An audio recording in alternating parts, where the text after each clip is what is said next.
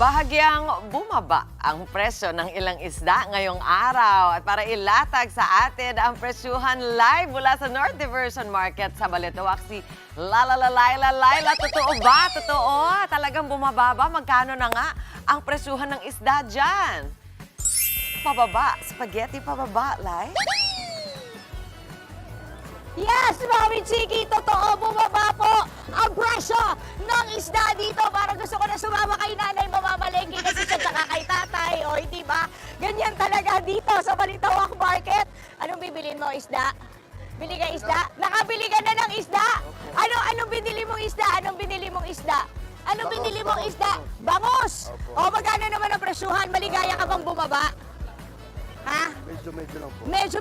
Bakit di ka medyo maligaya lang? Dapat happy kasi bumaba. Mataas po ang bilihin eh. Mataas pa rin ang ibang bilihin. Pero alam mo ba, Mami Chiki? Bumaba ang ingat. Bumaba ang karamihan sa mga presyo ng isda dito ha, sa Balintawak Market. Pero bago yan, simulan muna natin sa stable, no? Ang pampano ay 380 hanggang 400 pesos kada kilo. Ang bangus naman ay naglalaro sa 170 pesos kada kilo. Ang salmon head ay 160 hanggang 170 pesos kada kilo. Pagdating sa galunggong, dahil peak season ngayon, 120 pesos yan kada kilo. At ang tilapia, ganon din ang presyo, 120 pesos kada kilo. Ang mga bumaba naman, ilista mo na to ng bonggang-bongga, Mami Chiki, kasi matutuwa ka, no? Maya-maya, mula sa 500 pesos per kilo noon, ngayon 480 pesos na lang yan kada kilo. So bumaba siya ng 20 pesos.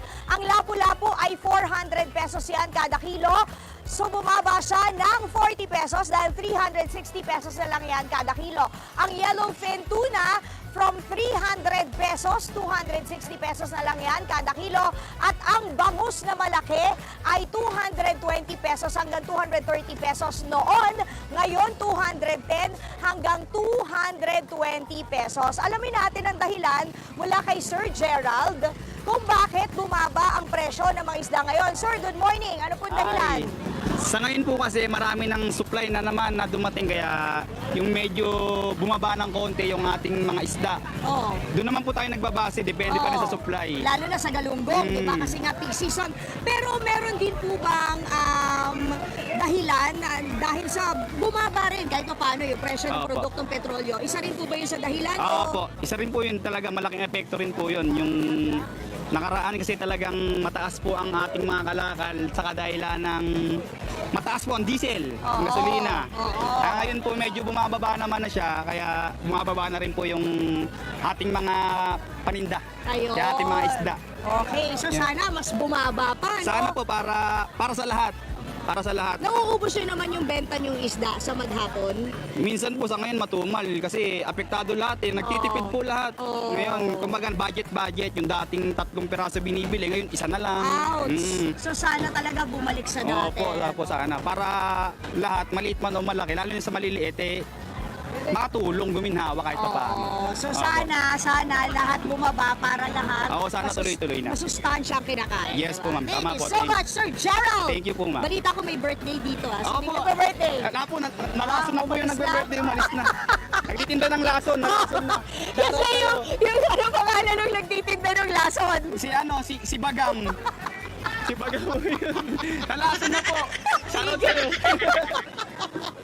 So happy birthday sa'yo, Bagang. Kanina kasi may nagtitinda dito, yung pamatay ng insecticide. Sa birthday niya ngayon, ang pangalan nun si Bagang. Kaya niloloko nila na yung nagtitinda ng lason, na lason na, pero buhay pa, huwag kayong mag-alala ha. Na-ER lang. O paano? Walang lason ng mga isda dito, walang lason ng mga binibili rito sa Balintawak Market, bonggang-bongga at fresh na fresh. Thank you, Sir Gerald. Yan muna ang latest, sabi Chiki. Ilista mo na yan. Balik sa inyo sa studio. Good news yan, Laila. Sana magtagal. Bantayan natin yan all week. Maraming salamat sa'yo. Mga kapatid, Dimples Romana po, maging maalam at may pakialam sa mga napapanahong issue at headlines. Mag-follow na po at subscribe na sa social media pages ng News 5.